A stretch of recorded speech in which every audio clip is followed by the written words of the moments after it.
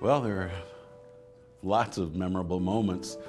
I'd have to say, probably looking back on it, probably the most memorable moment was when Bruce Reinecker gave the company to the employees to make an ESOP company the year I started. And I just remember at the time not understanding what that meant, and the longer I worked, 38 years later, I really got it. And every year that comes back to me and realizing how fortunate everyone here is that Bruce did that, and really nobody had any idea at the time what it was going to mean. What my mother and father would be most proud of is that probably how we grew the territory.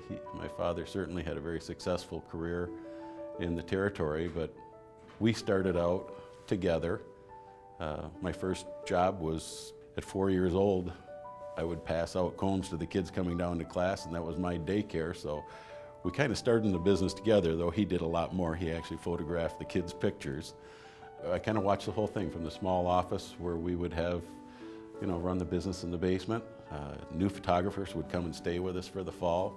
My mom would cook breakfast for them and dinner at night when they'd come home, and do the books in the meantime. My dad would go out and sell all the time, and then he and I ran the territory together. I was his photography manager for a while, and sales manager and ops, and general manager, and he was territory manager of the year one year. And to continue that tradition and win it 5 times, I'm sure he would be very proud of that as a legacy of his that he started. Probably the biggest thing I learned from my father was to always look for the very best people you could find, preferably better than yourself, and to always keep your eyes open for them.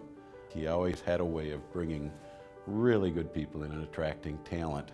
And he always said, that's the most important thing you can get is really good people to surround yourself with if you're going to be successful.